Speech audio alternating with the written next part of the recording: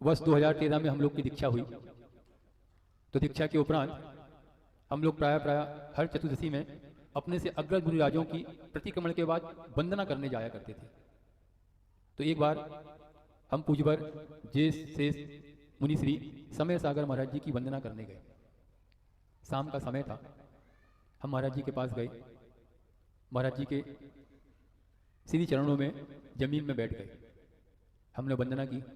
वंदना के उपरांत श्रेष्ठ ज्येष्ठ महामहात्मा मुनिराज क्या कह रहे हैं, सोचना चाहिए। क्या उनके अंदर लघुता रही होगी और साथ में क्या उनके अंदर गुरुता। गजब का व्यक्तित्व। पूज्यवर समय सागर महाराज जी, हम उनके चरणों में जाके बैठे। उन्होंने हमारा हाथ पकड़ा, बोले ऊपर पार्टी पे बैठ जाओ। हमने नहीं महाराज जी, हमारी इतनी योग्यता नहीं है कि हम आपके साथ पार्टी में बैठ सकें। बोले क्यों? मैंने महाराज जी, हमारी तो जितनी उम्र नहीं है उससे ज़्यादा वर्ष आपकी दीक्षा के हो सके, हम कैसे आपके साथ बैठने का दुस्साहस कर सकते हैं। महाराज जी हम नहीं बैठ पाएंगे। बोले मैं कह रहा ना बैठ जाओ। मैंने महाराज जी क्षमा करिए। तो बोले एक काम करो, यदि तुम ऊपर नहीं बैठते तो मैं नीचे बैठ जाता हूँ। समझ रहे आप लोग?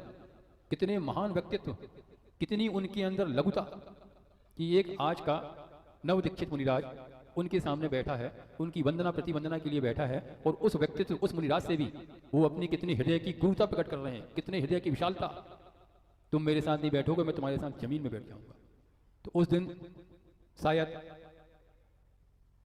यह बात भी आचार्य भगवान के ज्ञान में प्रकटी होगी, जैसे केवल ज्ञानी के ज्ञान में प्रकटती है तीनों काल की तीनों द्रव्य पर्याय।